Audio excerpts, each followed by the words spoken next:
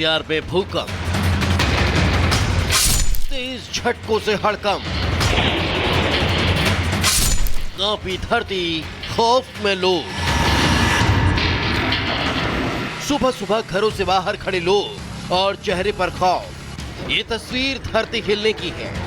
लोगों ने भूकंप के झटके इतने तेज महसूस किए कि वो काफी डर गए और घरों से बाहर निकल आए।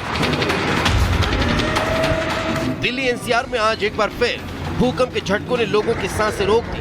अचानक भूकंप के तेज झटके की वजह से कई सेकंड तक धरती डोली। कुछ सेकंड तक चलने वाले भूकंप के झटके इतने तेज थे कि अपने घरों में गहरी नींद में सो रहे लोग भी जोरदार कंपन महसूस करने के बाद अपने घरों से बाहर निकल आए। बिल्कुल सुबह में 5:40 के आसपास जबरदस्त भूकंप आया था और पूरी जमीन हिलने लगी थी।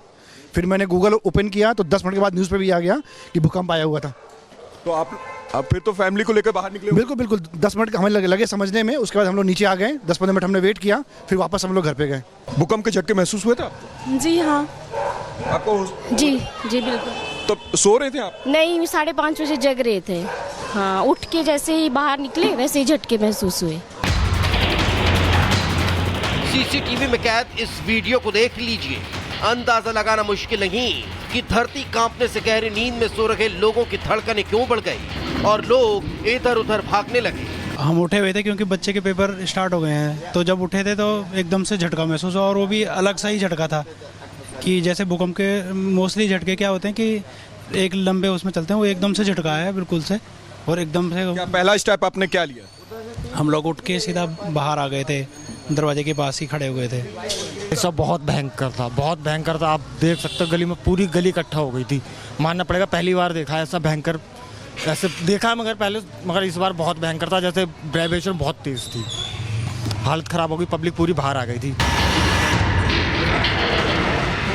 भूकंप सुबह 5:36 पर आया, जिसका केंद्र दिल्ली ही था और रिक्टर स्केल पर इसकी तीव्रता 4.0 मापी गई। मौसम विभाग के मुताबिक भूकंप का केंद्र धरती से 5 किलोमीटर नीचे था। भूकंप के झटके दिल्ली एनसीआर के साथ पड़ोसी राज्यों में भी महसूस किए गए।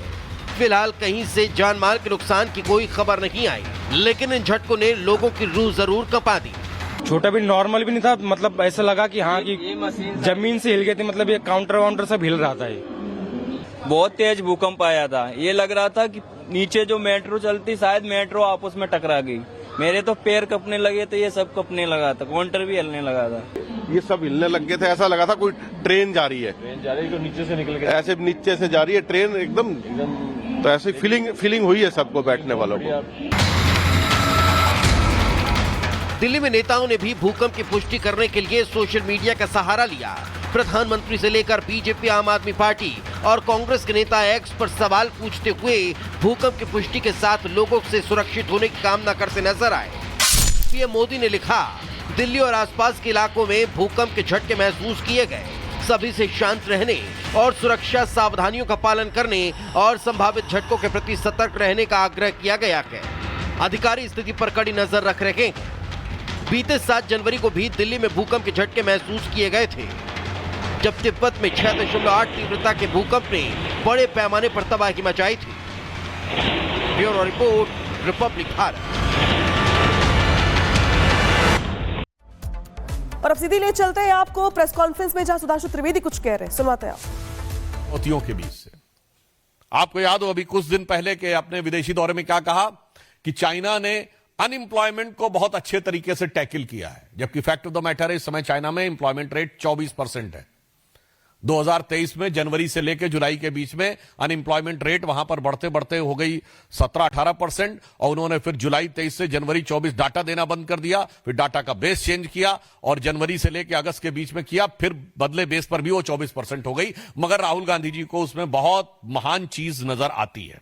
फिर याद करिए, यही लोग कहते थे कि चाइना में प्रेस फ्रीडम इंडेक्स में हमसे ऊपर है, जबकि चाइना के डिफेंस मिनिस्टर ली शॉन्गफू गायब हो गए, चाइना के फॉरेन मिनिस्टर क्विंग गैंग गायब हो गए, वहां की सबसे बड़ी कंपनी अलीबाबा के चीफ जैक मा गायब हो गए, परंतु इनको उसमें भी नजर आता था। अब आप आइए, इसके बाद उन्होंने कहा कि इकोनॉमिक ग्रोथ बहुत शानदार की गई है।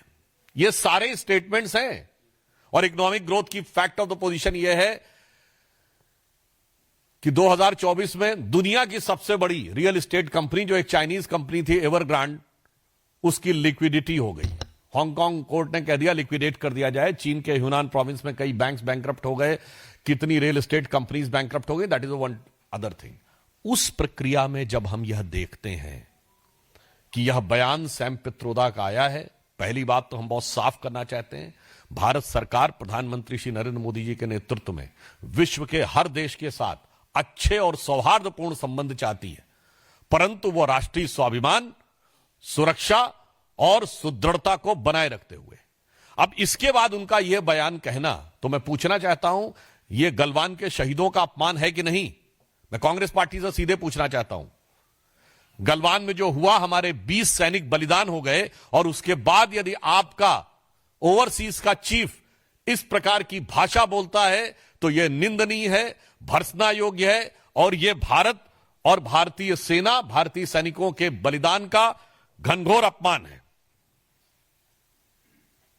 इसलिए मैंने आपसे बात कही कि यह एक पूरा सीक्वेंस ऑफ इवेंट है जिसमें सैम पित्रोदा बोलते हुए नजर आ रहे हैं। वैसे ऑन द रेफरेंस मैं आपको पहले बता दूं, बोल चुका हूं तो एक बार रिमाइंड भी कर दूं। वैसे आपको पता है भारत में एक दौर ऐसा भी था जब चीन को हमने सैनिकों को चावल प्रोवाइड किए थे। 21 जून 1952 को जवाहरलाल नेहरू की प्रेस कॉन्फ्रेंस में उनसे पूछा गया कि आपने क्या चीन की सेना को रसद प्रदान की है? तो उन्होंने कहा हां, हमने थोड़ी मात्रा में की है, पर वो हजारों टन चावल था। और कहा इसलिए कि उनको बहुत जरूरत है, हम उनको जिंदा रखने के लिए दे रहे हैं, जबकि उस समय तिब्बत में एट्रोसिटीज हो रही थी। और वो इसलिए था कि उस समय चाइना का नियरेस्ट शहर चेंगडू 2000 किलोमीटर से अधिक दूर था और सड़कें भी खराब थी। भारत से तवांग से 250 पौने 300 किलोमीटर की थी और सड़क भी अच्छी थी।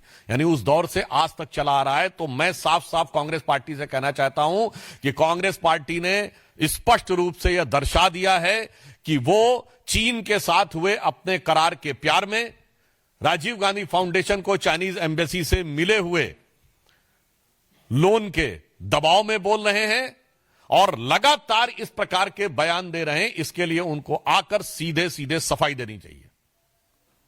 और वो अनेक उदाहरण हैं, वो सब तो अपनी जगह हैं। दूसरा विषय, एक और अधिक महत्वपूर्ण विषय आया है, भारत के चुनावी व्यवस्था को किस प्रकार से ये समुद्र पारी है कांग्रेस के अध्यक्ष के साथ साथ ये समुद्र पार से एक दूसरे प्रकार की जो संकेत प्राप्त हो रहे हैं, वो भी यह दर्शाते हैं कि भारत के लिए किस प्रकार के दुरभिसंधियां भारत के अंदर बैठे हुए कुछ लोग और कुछ भारत विरोधी शक्तियों के साथ चल रही हैं।